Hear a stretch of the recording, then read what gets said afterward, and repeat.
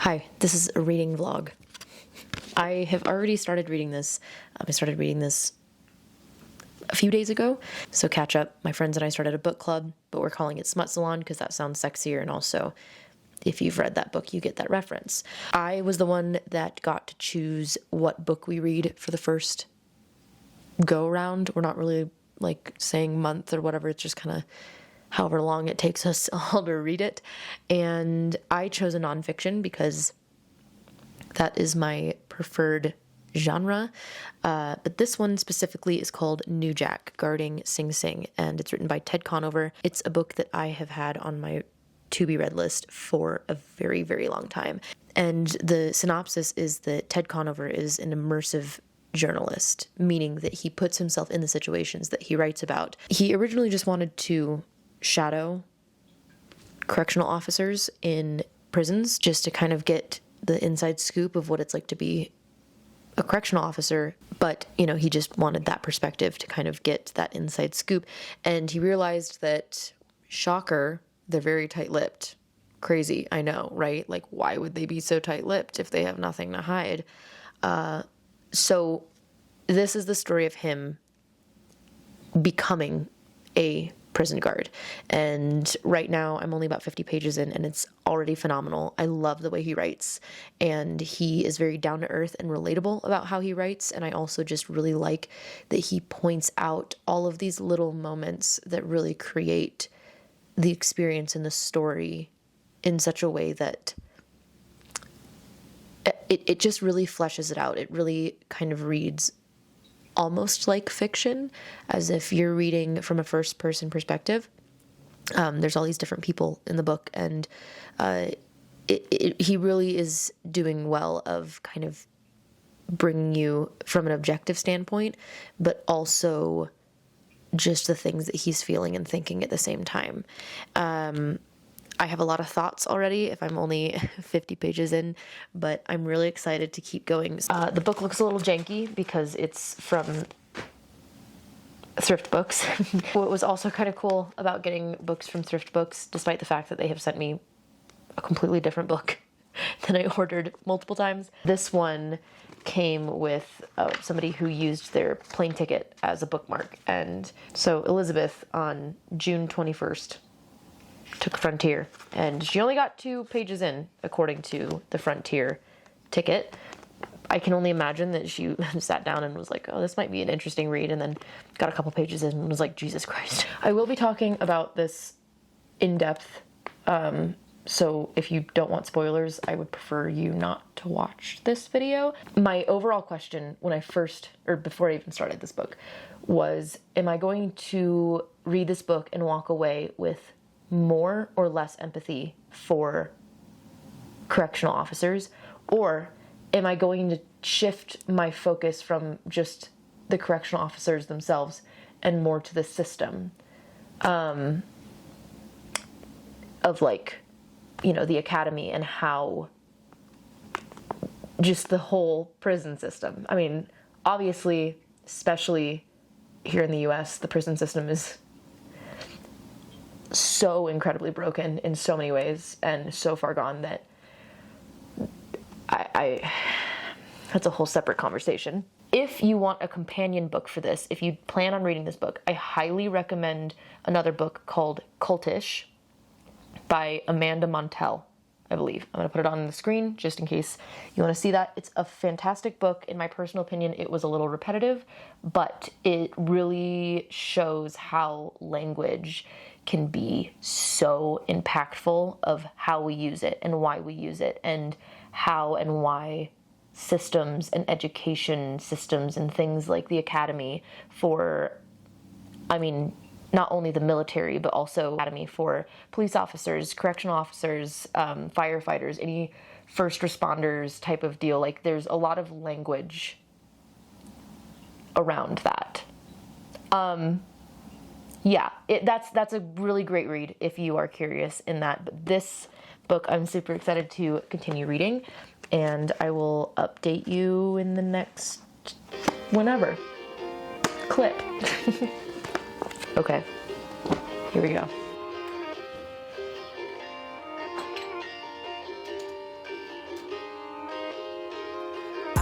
keep finding myself in these dark rooms, and I don't know how to get out now that I'm not with you. Oh, I just found somebody else annotated right here. That's not my annotation. Okay, we're sitting down here and my battery's about to die, so, you know, just average day of a professional YouTuber, don't mind me. Yeah, that doesn't look weird. I do want to talk a little bit about a couple of notes that I've already made. Bro, you are kind of being a problem right now. Okay, so, Bane, please, I'm trying to make a video. I'm trying to do my job, sir. Oh, you're so handsome. Okay. First off, like I said, the annotations that I have are these ones right here. You probably won't be able to read it from here, but the top one says questions and talking points, which is the dark blue. The gray is like the culture around the systems and just prison, and then just regular thoughts and comments. This whole thing starts off with Ted going into one of his first shifts, right? And then it kind of bounces from there into his experience in the academy, and then it reels back a little further into before he went to the academy and realizing that the only way to really get the true story was to become a correctional officer instead of just interviewing them. Because I was here basically because the department told me that I couldn't be, and I said, that's the spirit, live out of spite. The academy, they said, was off limits to journalists, no exceptions, end of conversation. Now, why should that be, I wondered? With prisons so much in the news, costing so much money, and confining such numbers of people, it seemed to me that their operations should be completely transparent. Now, why isn't that? He literally points out it's the them versus us mentality here. And then he talks about the stereotyping of prison guards, and he says, what was interesting particularly to me, was it true because of the job that tends to attract tough guys that predisposed to violence, or were guards normal men who became violent once enmeshed into the system? If the stereotype was false, then why did it persist? I just like his mental notes that he puts into this. Oh my God, read this, listen to this. California, where prisons are already at double capacity, must build a new prison every year to keep up with the flood of new inmates. California, just the state, not the United States of America, just California every year. Yes, so then he kind of talks about his experience of going through and trying to interview people prior to going to the academy, and this one man was like really into talking to him, it seemed, and he was really excited.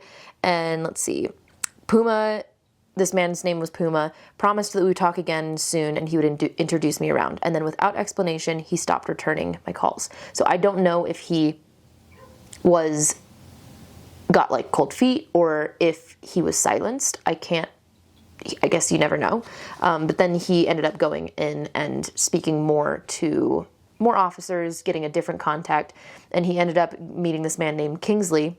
He's talking to a correctional officer before he goes into the academy and, like, you know, does all the things and writes the book. But he is originally just trying to kind of interview this officer, and his name is Kingsley. He said, prison work was about waiting. The inmates waited for their sentences to run out, and the officers waited for retirement. To Kingsley, it was a life sentence in 8-hour shifts.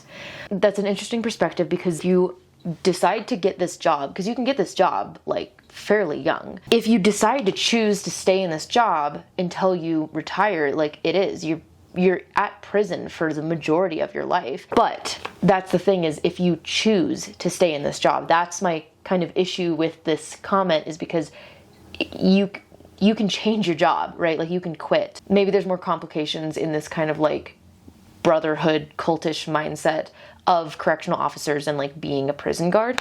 But the difference, I wrote, the difference is that COs get benefits, they get pay, and they get to go home to their families when they're living near the prison, when, you know, they can drive to and from the prison, and they can quit anytime that they like.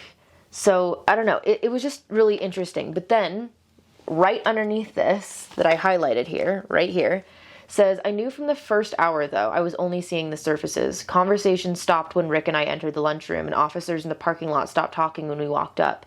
It was like I was the guy in the loud shirt who steps off a big cruise ship into the commercial district of tropical port. The locals who would show me what they wanted to show me, and 2 hours later, I'd be gone, and their real life would resume. That's exactly how that feels. I think that's such a good way to put that. Rick had told me about the academy, and it seemed like a great subject to write about. A place where the values of the profession were first imparted, where the guys from the sticks first learned the ways of the prison guard. He thought my idea of profiling a new recruit, following him all the way through, was a good one. I set about to make it happen. But Docs, which is the academy, turned me down flat. They offered no explanation and were not interested in hearing any of my reasons. It just wasn't done. I was disappointed, and it made me want to know about this world more than ever. So far, I have a ton of these pieces that it's just like them versus us, and this like very cult-like mentality within correctional officers. I mean, I knew that going into this book, but it's just like, I think being faced with all of the small little things every single page is just ridiculous, and so early on in this book and in his experience. Another thing that they're learning in the academy, so there's an instructor, and he says, so who can tell me how to do inmate CPR? And nobody says anything, and he says, nobody? She didn't teach you that? Okay, then I'll teach you. The instructor placed his boot on the chest of an imaginary prone inmate, pumped 5 times, then straightened up, looked down, blew 5 times loudly towards the floor, and then repeated, to titters, then laughter.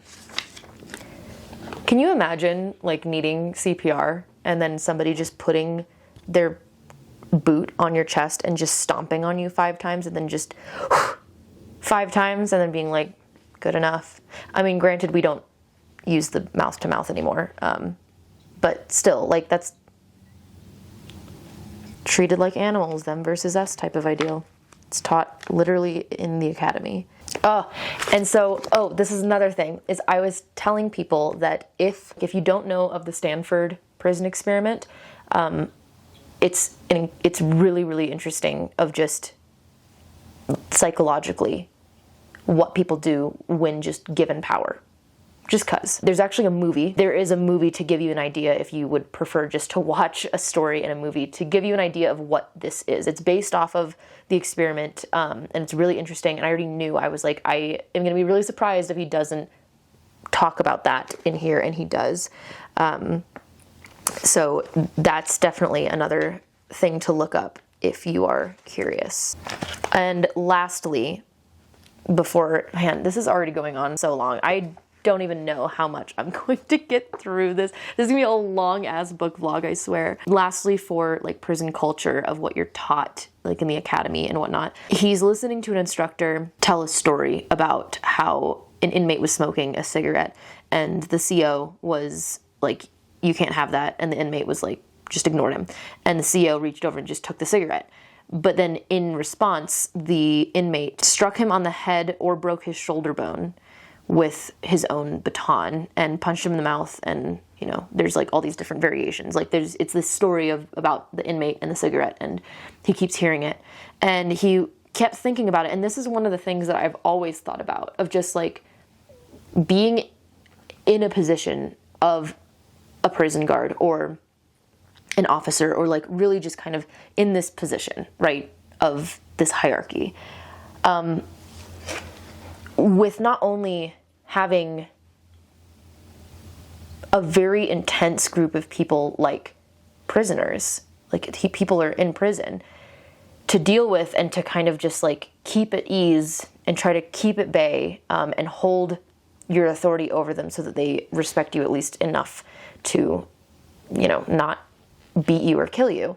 But then you also have this like fraternity cult-like mindset of this like brotherhood of all of these other guards that expect you to also hold that up. I'm having a hard time explaining this because it's like, yes, they're going to have your back and support you, but not not in a healthy way. I don't know, like that sounds so like soft for what I'm trying to get at. Like you're stuck between this. And he kind of articulates it correctly of like, what are you supposed to do in such a situation? Write the inmate a ticket for disobeying a direct order, walk away and lose face? In how many ways would my authority be challenged inside the prison, and how would I react when it was? And it's like, you have to really think about how, you know, like it just depends on how people are going to react. And also, like, you have a reputation to hold up. That's the thing, is like, it's between all of your safety and the inmate's safety, the rules, actual morals, and your reputation. Like, all of these things you have to somehow uphold as a prison guard or in this situation. And that's always been something that I feel like anybody and everybody would struggle with, but don't really think about when they're put, like, before they're put in a situation like that. I mean, if they ever are. So it will be really interesting to hear how Ted goes through that, because it's inevitable that he's going to have to deal with certain situations like this. That's where we're at right now. I'm going to try not to overload you with all of my notes, but I just already know that this is going to be an incredibly thought-provoking book, and I'm excited about it. Okay. I should probably go teach class.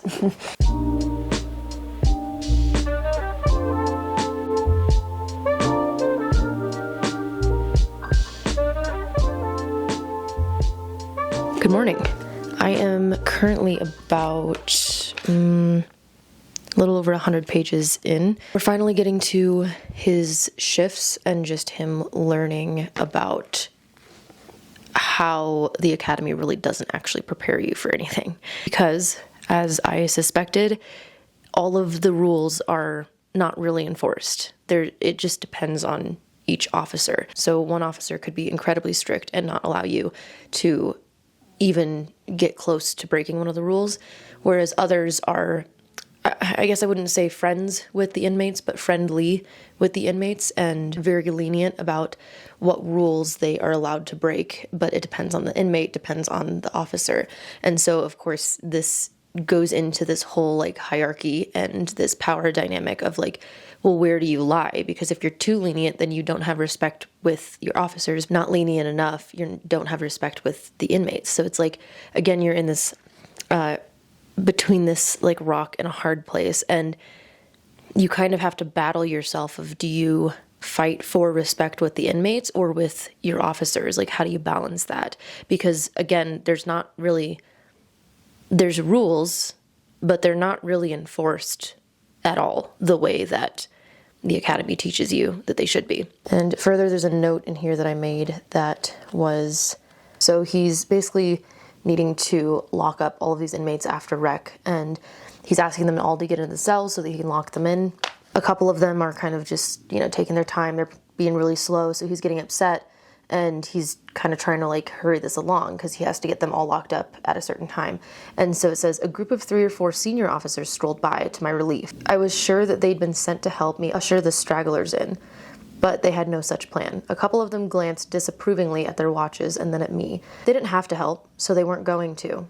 Thanks, guys, I muttered to myself. This part stood out to me because I said it's interesting how there's no teamwork. And at least from what I know, especially from knowing and growing up with a lot of people in the military, and also, like I had a lot of officers around me and a lot of people in that career, and all of the academies really hone in on teamwork. You work as a unit. You are all a unit and you work as a team. And this, I don't know, he didn't really say in the academy that was taught for COs here. But if it's anything like or similar to the other academies, I would assume that they do. And I think that's interesting because, like, there's this almost facade of brothers in blue, brothers in gray, I guess here, that you just have each other's backs, right, all the time. But is that really true? Because these senior officers couldn't give a shit about what he's doing. They are just more like, oh, new guy fucking up, of course, instead of like going in and helping him and being senior officers. So I just think that that's kind of interesting that they showed up and they didn't have to help, and they didn't because they don't want to. And instead of being a unit, this really hones in on that it's less of a mentality of teamwork and being a unit, and more the mentality of them versus us, of like, we're not a team, but I know that it's them versus us. So like, if I had to choose, it would be you over them type of deal. It's more of just the hierarchy and lesser of two evils, essentially, of what I'm kind of seeing. Like, nobody really gives a shit about each other, obviously, in this book. I just feel like they have it out for each other also. Like, if it's them versus us, if it's work as a unit, if it's brothers in gray, whatever. Why are we treating each other like shit? Gaining respect with your higher ups, of treating the new people like shit? I'm not sure. But I'm about a third of the way in. Who knows? We're only a third way in, so we will see. So this is the fit. And also, I bought lilac eyeliner, and I feel like it's... I don't hate it. I'm gonna go get a haircut with Frankie. That's okay. Good haircut. Always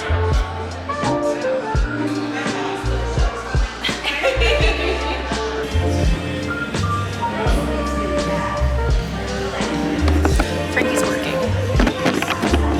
We're just gonna get footage of Frankie working and me reading. Oh, that's on camera too. All that panic.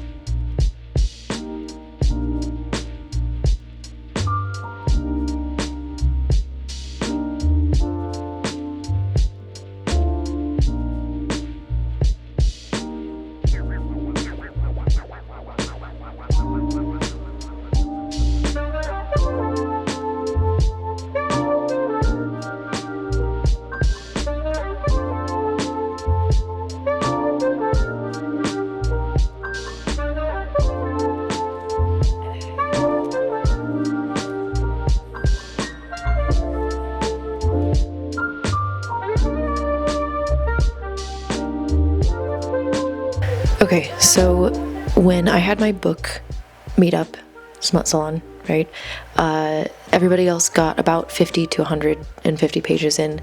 By the time I had finished it, I just ate this book up because it was so fascinating. I did need palate cleansers in between like every chapter or so, because some of the things that I was reading about was just unreal and medieval, like terrible things. Anyway, the group had a lot to say about the book, only, 100 pages in, and we all had very similar takeaways, and it was just interesting because we were able to apply a lot of these things that we saw in real life and other people that we know who are correctional officers or are of a adjacent form of work, or have had experience in prison. I thoroughly, overall, really enjoyed this book. I don't know if that's the right word. I think it was fascinating. I think it was incredibly enlightening. And I just liked the way that it was written because it was from like a first person perspective. I really liked that Ted Conover had a lot of questions like throughout the whole entire book.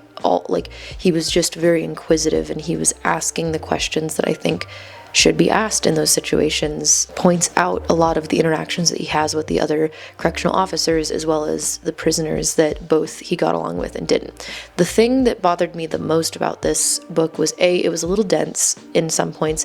There's a lot of like explanations about just the prison itself or just like history, but then there are like pieces of history that are incredibly important, and I'm really glad that he added in there because I had no idea about a lot of it, like the Nine Tails whip. Left me speechless, and is so godly angry when I was reading this book, but I do think it's a really important topic, and I think that inside look was really good. Another thing, the thing that I think bothered me the absolute most was he touched on transgender prisoners and misgendered them all the time. Now, I think this was more out of ignorance. I don't think that he was doing it out of like malicious. So that irked me while I was reading those pieces. However, I feel like his interactions with the prisoners, at least from his point of view, because we don't know the prisoner's point of view, seemed respectful. So I think that part kind of just like irritated me, but I overall would suggest reading this. I think if this is something that you're curious about, I mean, honestly, I think that this is just something that people should know about. Yeah, I think it's a really important topic to talk about, especially in the US. So definitely pick this book up. Like I said, it's only about 300 pages. It did take me a little longer to get through just because it was dense in some parts, and also just parts of it is just hard to read, but fantastic book in my opinion. I think I will definitely keep this on my shelf. It's one of those that I think I'm just gonna keep because I just really enjoyed it. And like I said, definitely read the Cultish book either before or after. I think both of those books are fantastic and will complement each other really well.